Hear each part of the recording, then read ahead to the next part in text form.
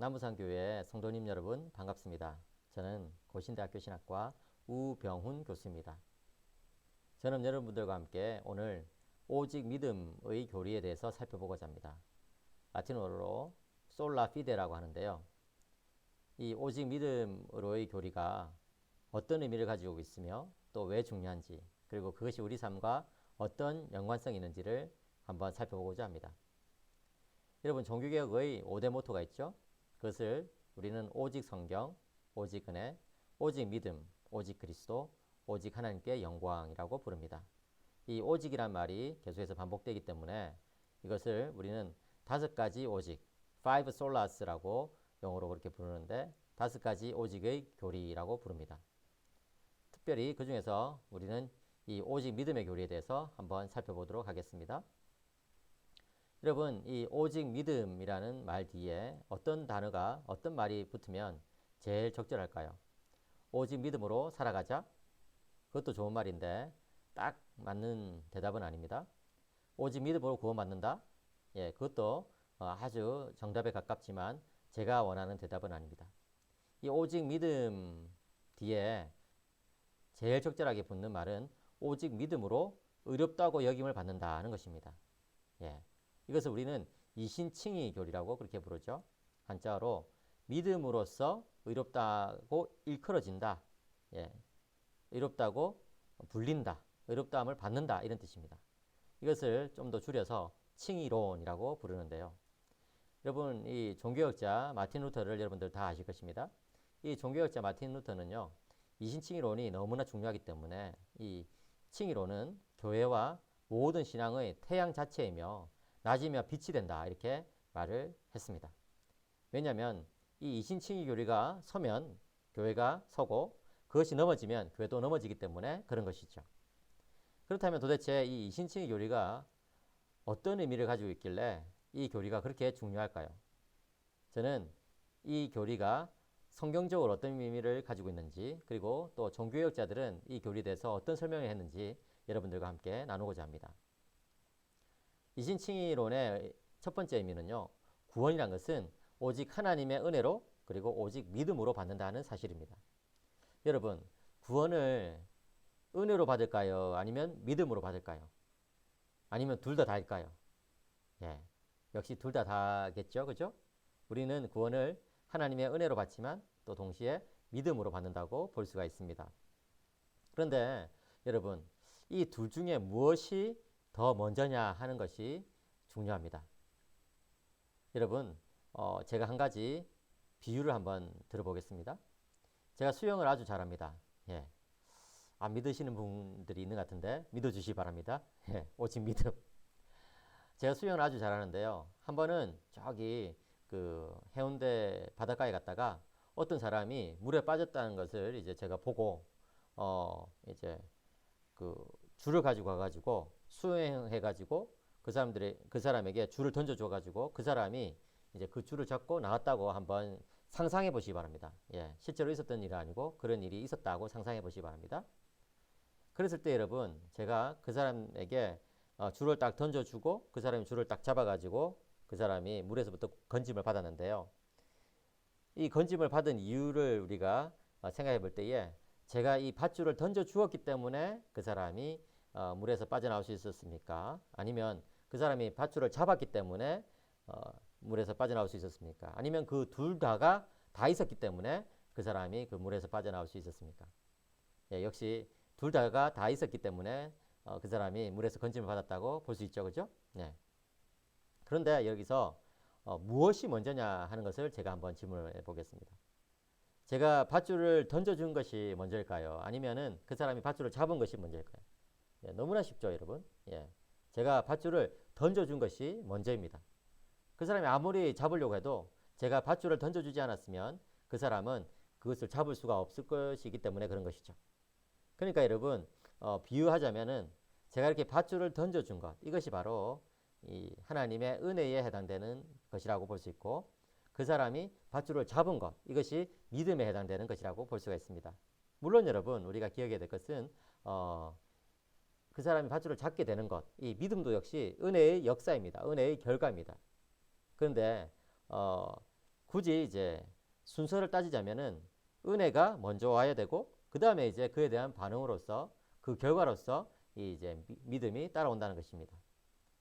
말하자면 이 은혜라는 것은요 구원의 근거가 되고 이 믿음이란 것은 구원을 받는 수단 또는 통로가 되는 것이죠.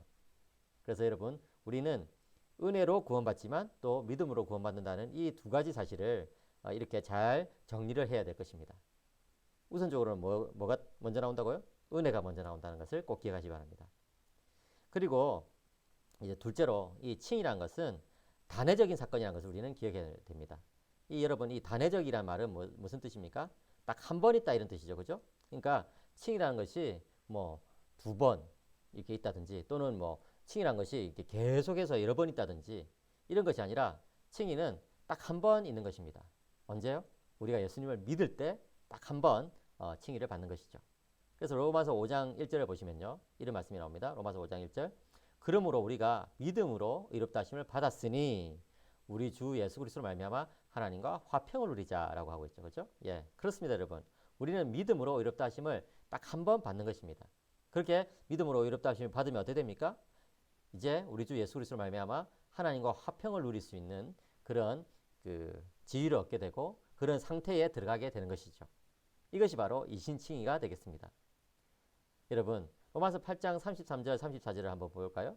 누가 능히 하나님께서 택하신 자들을 고발하리요 의롭다 하신 이는 하나님이시니 누가 정죄하리요 죽으실 뿐 아니라 다시 살아나신 이는 그리스도 예수시니 그는 하나님 우편에 계신 자요 우리를 위하여 간구하시는 자신이라. 그렇죠. 여기서도 역시 마찬가지로 의롭다 하신 이는 하나님이시라고 말하고 있습니다.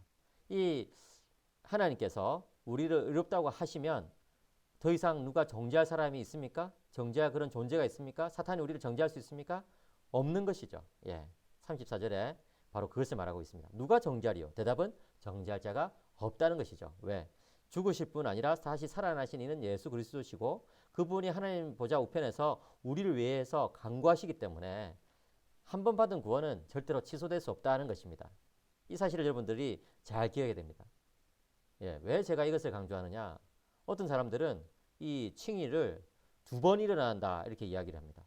현재 우리가 믿음으로 칭의를 받지만 그 확정은 칭의가 결정되는 것은 최종 심판대에서 최종적으로 결정되기 때문에 지금 우리가 현재 받은 이 칭의는 미완성이다. 예, 뭐 이렇게 말하는 사람이 있어요. 불완전하다 이렇게 말하는 사람이 있습니다. 그런데 그것은 아니에요. 성경적인 가르침이 아니에요.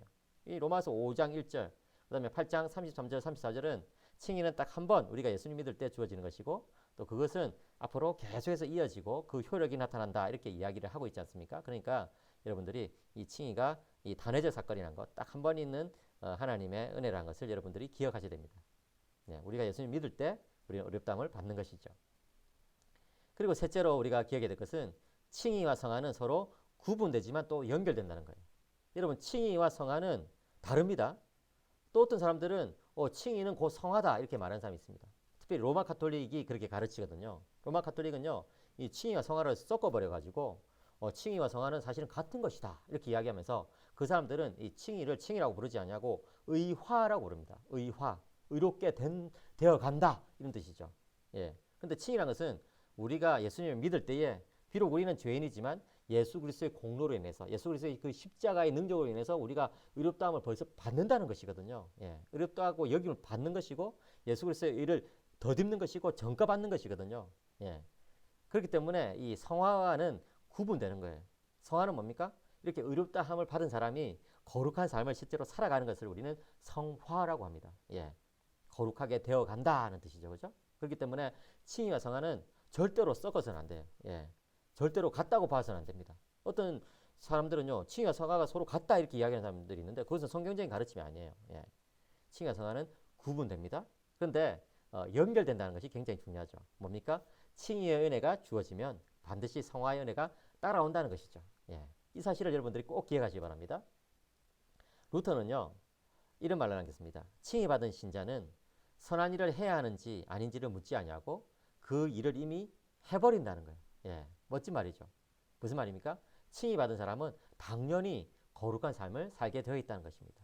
하나님으로부터 의롭다함을 받았으니 그 지위에 맞게 그 명칭에 맞게 살아가게 되어 있다는 것이죠. 그래서 여러분 우리의 신앙이란 것은 단지 이 지식적인 것이 아니라 우리 삶과 굉장히 긴밀한 연관을 가진다는 것을 기억해야 합니다. 그래서 종교개혁자 또 존 칼빈은 이렇게 말했습니다. 복음은 혀의 교리가 아니라 바로 삶의 교리다. 예. 존 칼빈이 쓴 기독교 강요라는 책이 있는데요. 그 책에 이런 멋진 말이 있습니다. 복음은 혀의 교리가 아니라 바로 삶의 교리다. 너무나 맞는 말이 아닐 수가 없습니다. 그렇습니다, 여러분. 우리는요, 이 복음이라는 것을 단지 이 혀의 문제로 생각해서는 안 됩니다. 단지 말의 문제로, 이 머리의 문제로, 생각의 문제로 생각해서는 안 됩니다. 예, 뭡니까? 복음은 반드시 삶과 연결되게 돼 있다는 것이죠. 우리가 예수님을 믿으면 그에 걸맞는 성화의 삶이 거기서부터 나오게 되어 있다는 것입니다. 여러분, 교리를 배운다는 것은요, 너무나 중요합니다. 여러분들이, 야, 이렇게 뭐 좀 딱딱한 그런 교리를 배우는 것이 왜 중요하냐, 이렇게 생각하는 분들이 있을지도 모르겠습니다. 그러나, 아구스티누스는 이 5세기에 살았던 기독교의 위대한 신학자인데요. 그는 하나님에 대해서 제대로 믿지 않으면 악하게 살게 된다, 이런 말을 남겼습니다. 그래요, 여러분. 우리가 하나님을 믿더라도 아주 제대로 믿어야 되는 것이죠. 그래서 여러분들 모두가 정말 이 올바른 교리가 무엇인지를 분명히 알고 나가는 분들이 되시기를 축복합니다. 또 이제 넷째로 생각해야 될 것은 믿음으로 의롭게 된 사람은요, 반드시 최종 심판 때에서도 구원을 받는다는 사실입니다. 예, 여러분, 요즘 들어가지고 또 어떤 사람들은요, 우리가 지금 믿음으로 의롭게 되었지만 이 구원의 확정은 저기 최종 심판 때에서 확정될 것이고, 우리가 지금 예수님을 믿는다 하더라도 이 최종 심판 때에서 얼마든지 구원에서부터 탈락할 수 있다. 예, 이렇게 주장하는 사람들이 있는데 그렇지 않아요. 여러분, 물론 최종 심판이 있습니다. 히브리서 9장 27절에서 뭐라고 말씀합니까? 한 번 죽는 것은 사람에게 정해진 것이요, 그 후에는 심판이 있으리니, 이렇게 말하고 있지 않습니까? 그렇습니다, 여러분. 우리 모든 사람들은 언젠가는 죽게 되어 있어요. 예, 누구나 다 죽게 되어 있죠, 그렇죠? 예, 이 세상을 뭐 천년 만년 살 것처럼 그렇게 생각하고 우리는 살면 안 됩니다. 언젠가는 나의 인생이 끝난다, 이것을 기억해야 되는 것이죠, 그렇죠? 예. 그런데 그 이후에는 반드시 심판이 있어요. 이 심판이라는 것은 뭡니까? 하나님께서 우리의 삶에 대해서 물어보시는 것이죠. 예, 점검하시는 것이죠. 말씀에 따라서 살았는지 아닌지를 체크하는 것이죠. 그죠? 예, 그거예요. 이 심판은요, 불신자들뿐만 아니라 신자들도 받게 됩니다. 예, 사도 바울도 그렇게 말하고 있잖아요. 우리가 다 하나님 앞에서 이 선악간에 직고할 것이다, 그렇게 이야기를 하고 있거든요. 그러니까 이 불신자들뿐만 아니라 신자들도 최종 심판대 앞에 선다고요. 그런데 여러분, 이 신자들은 최종 심판대 앞에 섰을 때에 두려워할 필요가 없습니다. 왜 그런가요? 우리가 이미 예수를 믿고 의롭다함을 받았기 때문에 그런 것입니다. 로마서 5장 9절 보시면, 그러면 이제 우리가 그의 피로 말미암아 의롭다 하심을 받았으니 더욱 그로 말미암아 진노하심에서 구원을 받을 것이니, 라고 하지 않습니까? 여기서 이제, 지금 말이에요, 이 땅에서 우리가 그의 피로 말미암아, 다시 말해서 예수님의 피로 말미암아 의롭다 하심을 받았죠. 그렇죠. 우리가 예수님을 믿음으로 말미암아 의롭다 하심을 받았다고요. 그런데 그렇게 받은 사람은 어떻게 됩니까? 더욱 그로 말미암아 진노하심에서 구원을 받는다. 여기서 이 진노하심이란 것은 사도 바울이 하나님의 이 최종 심판 때를 부를 때 그 이제 진노하심이라고 부르거든요. 그때 하나님의 진노가 나타나기 때문에 그런 것이죠, 그렇죠? 예, 이 그 하나님 믿지 않는 많은 사람들에게 하나님의 진노가 나타나거든요.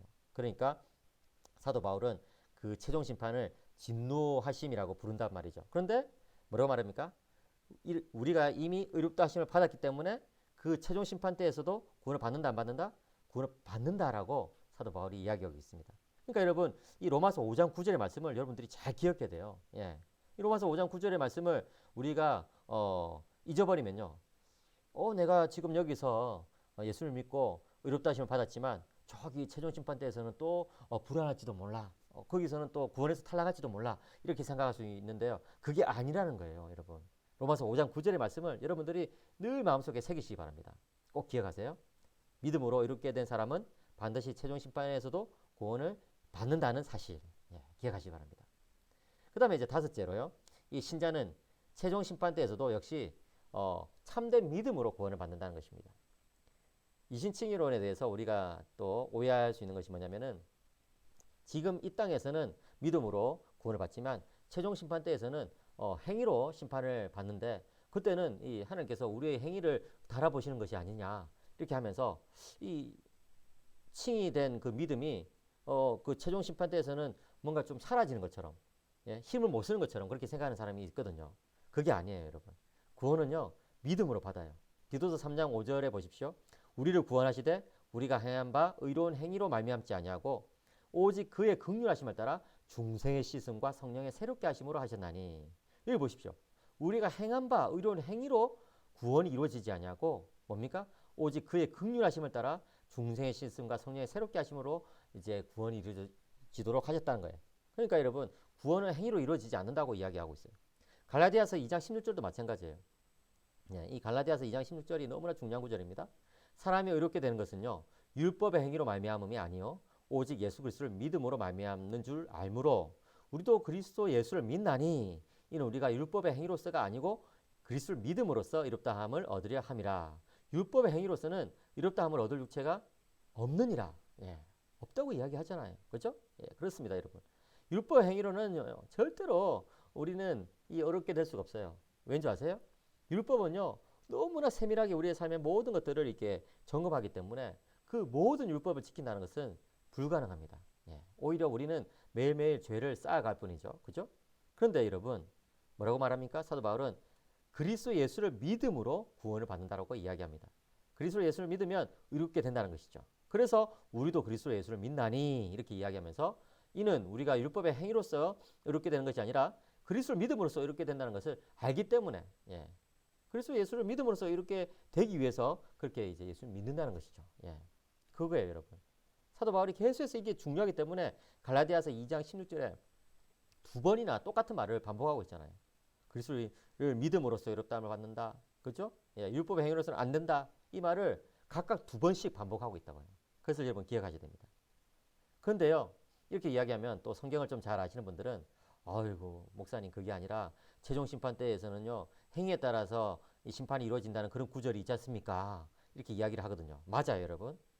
제가 그래서 설명을 드리려고 하는 것이죠. 최종 심판은 어떻게 이루어지느냐?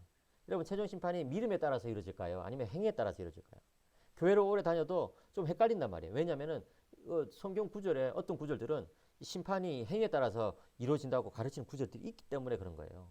베드로전서 1장 17절 보시면 이 외모로 보시지 않고 각 사람의 행위대로 심판하시는 이를 너희가 아버지라 부른즉 너희가 나그네로 있을 때 두려움을 지내라 하면서 뭐라고 말씀하십니까? 각 사람의 행위대로 심판하시는 하나님, 그죠? 이렇게 표현한다고요. 그 다음에 로마서 2장 6절에도 하나님께서 각 사람에게 그 행한 대로 보응하신다, 행한 대로 심판을 하신다 이렇게 이야기하고 있어요. 맞아요, 여러분. 하나님은요 행한 대로 심판을 하십니다. 그러면 어떻게 우리는 구원을 받겠느냐 할 때에 제가 한번 여러분들에게 좀 이해하기 쉽게 그걸 좀 풀어보겠습니다. 최종 심판 때에서요, 여러분 한번 상상해 보세요. 최종 심판 때에서 하나님께서 이제 기만무게를 다 부르셨단 말이에요. 만약에 그 사람이 불신자로 간다면은 하나님께서 야 너는 나의 거룩한 그 뜻에 따라서 살았느냐 율법에 따라서 살았느냐 이렇게 물었을 때 그 사람은 저는 그렇게 살지 못했습니다 이렇게 말할 수밖에 없겠고, 그렇게 되면은 결국 심판받아 가지고 지옥에 가게 되겠죠. 그죠? 어쩔 수 없는 거예요. 믿음이 없으니까. 그런데 이제 또 다른 이제 기만무게 이제 시가 나타나 가지고 이제 하나님 앞에 딱 섰단 말이에요. 그래서 이제 하나님께서 야 내가 너를 구원해 줘야 되는 이유가 뭐냐 이렇게 물으실 때에 하나님 저는 예수님을 믿습니다.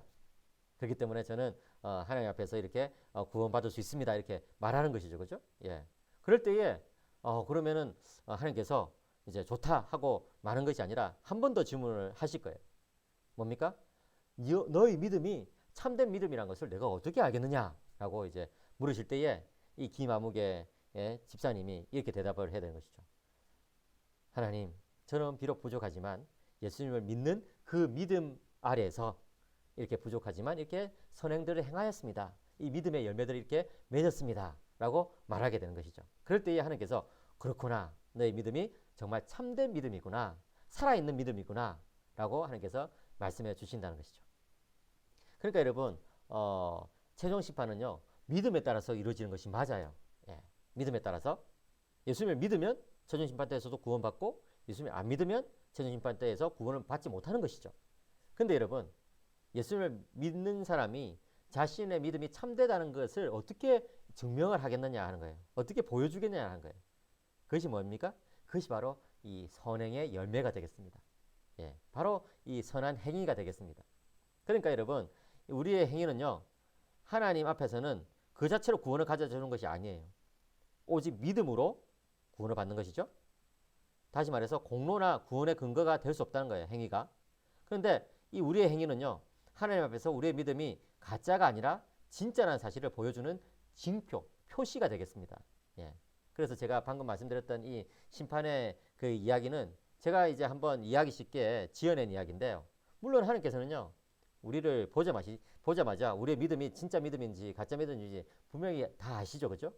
그렇지만 그것을 이제 여러분들 이해하기 쉽게 좀 하나님께서 이렇게 두 번의 질문을 하시는 것으로 제가 한번 풀어보았는데요. 좀 이해가 잘 되시면 좋겠어요.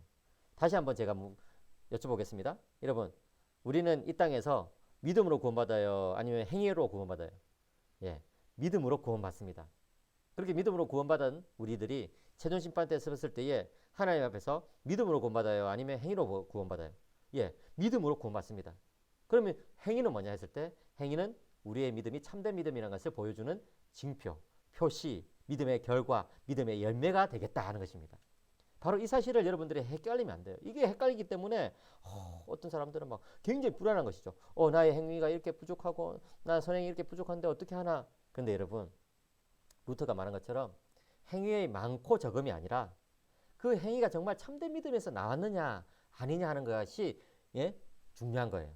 사과나무에 사과가 하나만 열려도 사과나무이고 100개가 열려도 사과나무인 것처럼 참된 믿음을 가진 사람은요 분명히 참된 믿음에 따른 열매를 맺게 돼 있거든요. 그러면 여러분 그 참된 믿음이 그 열매가 없으면 어떻게 됩니까? 참된 믿음에 그런 열매가 없으면 그것은 참된 믿음이 아니라 야고보 사도가 말한 것처럼 그것은 가짜 믿음이고 죽은 믿음이 되는 것이죠. 예. 그래서 이 열매의 많고 적음에 따라서 우리가 우리 자신의 어떤 그 구원 여부를 결정해서는 안 되고 정말 참된 믿음이 있느냐 그리고 참된 믿음에 따라서 나오는 그런 신앙의 열매들이 있느냐 그것을 한번 점검해 봐야 된다는 것입니다. 자, 이것이 바로 이 이신칭의 의미가 되겠습니다. 이 5가지를 여러분들이 꼭 기억하시기 바랍니다. 그러면 여러분 이 이신칭이와 그리스도와의 연합에 대해서 제가 한번 설명해 드리겠습니다. 여러분 이신칭이란 것은요 아주 중요한 그 사실이 있는데 예수님과 연합되었을 때만 이루어진다는 것입니다. 믿음이란 뭡니까? 믿음이란 것은 예수님과 우리를 묶는 끈이에요. 예. 믿음이란 이 끈을 가지고 예수님과 우리를 꽁꽁 묶는다는 것이죠. 그렇게 해가지고 우리와 예수님이 이렇게 생명적 연합이 이루어지면 어떻게 됩니까? 우리는요 정말 예수님 닮아서 살아가게 되어 있습니다. 그것에 대해서 갈라디아서 2장 20절에서 사도 바울이 굉장히 아름답게 묘사하고 있습니다. 내가 그리스도와 함께 십자가에 못 박혔나니 그런즉 이제는 내가 사는 것이 아니요 오직 내 안에 그리스도께서 사시는 것이라. 이제 내가 육체 가운데 사는 것은 나를 사랑하사 나를 위하여 자기 자신을 버리신 하나님의 아들을 믿는 믿음 안에서 사는 것이라. 그렇죠. 바로 그거예요, 여러분. 여러분, 우리의 이 그 믿음은요 너무나 연약하지만 참으로 이 참된 믿음이 있는 사람은요 예수 그리스도와 이 생명적인 연합 관계 속으로 들어간다는 것을 기억하시기 바랍니다. 이것이 세상의 모든 다른 종교들과 다른 점이에요. 세상의 모든 종교들은요 그냥 그 신과 믿는 나는요 그렇게 연합이 되지 않아요. 예. 신은 신이고 나는 나라고요. 그렇잖아요. 그런데 정말 이 기독교에서는 어떻게 됩니까? 참 하나님이신 예수님과 내가 믿음 안에서 이렇게 생명적인 연합 관계에 들어간다는 것이죠. 예수 그리스도와 내가 완전히 연합된다는 것이죠. 그렇기 때문에 사도 바울은 뭐라고 말합니까? 이제는 내가 사는 것이 아니라 오직 내 안에 그리스도께서 사시는 것이다. 예. 아침에 눈을 뜨면 내가 눈을 뜨는 것이 아니라 그리스도께서 눈을 뜨는 것처럼 내가 아침에 밥을 먹으면 내가 밥을 먹는 것이 아니라 마치 그리스도께서 밥을 먹는 것처럼 직장에서 일을 할 때에 내가 일을 하는 것이 아니라 마치 그리스도께서 일을 하시는 것처럼 가정에서 자녀를 양육할 때 내가 양육하는 것이 아니라 마치 그리스도께서 양육하시는 것처럼 그렇게 된다는 거예요. 이 성도의 삶이 너무나 이렇게 놀랍게 변화된다는 것이죠. 그렇기 때문에 여러분 이신칭의 교리는요 단지 머리의 교리가 아니라 삶으로 나타나는 교리가 될 수밖에 없는 것입니다. 왜?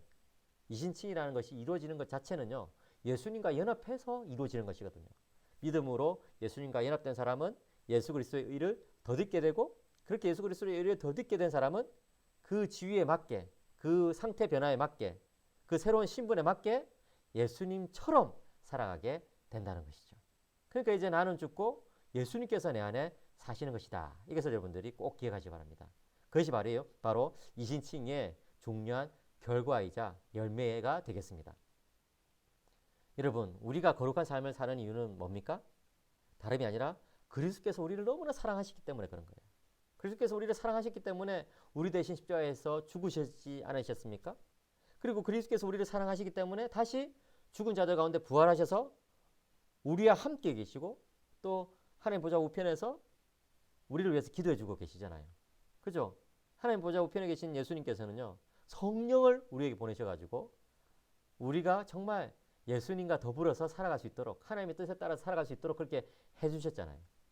그죠? 그러니까 여러분, 우리의 이 삶은요, 언제나 예수님의 사랑이라는 이 토대 위에서 이루어진다는 것을 꼭 기억하셔야 됩니다. 그리고 또한 그 예수님을 우리가 사랑하기 때문에 또 이 믿음의 삶, 거룩한 삶을 걸어가는 것이다 라는 것을 기억하시기 바랍니다. 우리를 의롭게 하신 그 주님, 얼마나 좋으신 분이십니까? 그 주님 때문에 내가 살아간다. 얼마나 가슴 벅찬 일입니까? 저는요, 이 이신칭의 교리를 설명할 때마다 이것이야말로 정말 내 믿음의 토대요 근거이구나 하는 것을 깨닫게 됩니다. 몇 년 전에 저희 집 아이들이 학예를 했습니다. 예, 초등학생들은 학예를 하잖아요. 그때 이제 6학년이었던 저희 큰 녀석은 피아노를 이렇게 잘 쳐가지고 이제 학예 때 모차르트를 연주를 했어요. 제가 그날 저희 부모님을 모시고 갔었거든요. 그래서 이제 아들이 연주하는 것을 딱 보았습니다. 참 마음에 들었어요. 그 다음에 이제 저희 둘째는 딸인데요. 딸은 그때 이제 막 댄스 연습을 몇 달 전부터 하는 거예요. 학예 때 나가기 위해서. 그래서 내가 딸한테 이제 너 무슨 연습을 하냐 했더니 아빠 뭐 요즘 이게 제일 뜨는 트와이스 몰라요? 트와이스 이런 거예요. 그래서 트와이스가 뭐냐 했더니 걸 그룹이란 거예요. 이 여자들의 어떤 그 이제 뭡니까 이 가수들이죠, 그죠? 네, 걸 그룹. 트와이스의 이 그 시그널이라는 그런 노래에 맞춰가지고 막 열심히 연습하는 거죠. 그래가지고 이제 학예 때 제가 딱 가서 봤는데 정말 8명의 여자아이들이 이 트와이스의 그 뭡니까 시그널을 딱 이제 곡을 틀어놓고 거기에 맞춰가지고 댄스를 하는데 8명이 너무너무 잘하는 거예요. 그래가지고 야 참 잘한다 이렇게 해가지고 박수를 치고 좋아했는데 마칠 때쯤 되니까 좀 분위기가 이상해요. 그래가지고 이제 저는 복도로 살짝 나와 있었죠. 아니나 다를까 이 담임 선생님이 여성분이었는데 앞에 딱 나가시더니만 자 이제 아이들의 이 댄스를 잘 보셨죠? 하니까 부모님들이 막 맞아요 이랬어요. 그래서 그럼 이제 부모님들이 해봤으면 좋겠습니다 하면서 이 자리에 있는 아버님들 다 나오세요 이런 거예요. 그래가지고 저는 속으로 야 미리 피하기를 잘했다 이래가지고 이제 복도에서 안에 이제 무슨 일이 벌어지나 계속 구경하고 있었는데 아버지들이 잘 안 나가잖아요. 그래가지고 쭈뼛쭈뼛거리고 있으니까 아버지를 모시고 오는 어린이들에게는 상점을 주겠습니다 이렇게 하는 거예요. 그러니까 막 아이들이 그냥 갑자기 막 눈에 불을 켜고 막 자기 아빠를 막 계속 데리고 오는 거예요. 근데 이제 제 딱 보니까 저희 딸이 거기서 아빠를 찾는데 없거든요. 그래가지고 이제 도망쳐야 되겠다 이래가지고 이제 복도 저쪽 끝으로 이제 막 도망치려고 하고 있는데 제 딸이 교실에서 탁 나오더니만 아빠 어디가 하면서 이제 저를 부른 거예요. 그래가지고 이제 끌려갔죠. 끌려갔어요. 정말 그때 끌려가는데 악몽을 꾸는 것처럼 정말 힘들었습니다. 예. 딸아 내가 너한테 뭘 잘못해 준 게 있어서 나를 이렇게 괴롭히냐 해가지고 이제 그 앞에 딱 서가지고 이제 트와이스의 시그널을 다른 아저씨들하고 이렇게 한 대여섯 명이 막 추는데 어찌나 부끄럽든지 그냥 뭐 이마에 땀이 그냥 지금도 제가 이야기하는데 막 땀이 나요. 막 땀이 막 맺히고 그랬습니다. 근데 그걸 또 예, 그 저희 아버지는 핸드폰으로 막 찍어가지고 예, 그래 핸드폰으로 막 찍어가지고 그 저녁에 이제 막 친구들한테 카톡으로 보내시고 저희 어머니는 막 좋아하고 막 박수를 치시고 막 그러셨어요. 야 정말 그 짧은 몇 분 동안에 야 진짜 부끄럽고 힘들었습니다. 근데 여러분 제가 그날 그렇게 부끄러움을 무릅쓰고 그 트와이스의 시그널을 막 열심히 쳤던 이유는 무엇일까요? 그것은 한마디로 말해서 제가 제 딸을 사랑했기 때문에 그런 것입니다. 제가 딸을 사랑했기 때문에 그런 부끄러움도 마다하지 않았던 것이죠. 여러분 우리가 세상을 살다 보면요 때로는 참 예수님 믿는다는 것 때문에 억울할 때도 있고요. 예수님 믿는다는 것 때문에 속이 상할 때도 있고요. 예수님 믿는다는 것 때문에 자존심을 내려놓아야 할 때도 있고요. 예수님 믿는다는 것 때문에 정말 손해를 봐야 되는 그런 경우도 생깁니다. 그러나 여러분, 그럴 때 우리가 기억해야 될 것은 무엇입니까? 나를 사랑하시는 주님, 그리고 내가 사랑하는 주님, 그 주님과 내가 믿음 안에서 이렇게 연결되어 있다, 연합되어 있다는 것입니다. 바로 이것이 오직 믿음의 교리입니다. 그렇기 때문에 우리가 세상 가운데 살아갈 때에 이 오직 믿음을 기억하신다면 그 어떤 어려움 속에서도, 고난 속에서도 주님께서 나에게 주신 그 삶의 길을 갈 수 있을 것이라 믿습니다. 이처럼 믿음의 고백과 더불어 시작된 칭의는 반드시 사랑의 실천인 성화로 나아가게 됩니다. 그러한 삶을 오늘도 내일도 계속해서 살아가시는 모든 성도님들이 되시기를 주님의 이름으로 간절히 축복합니다. 감사합니다.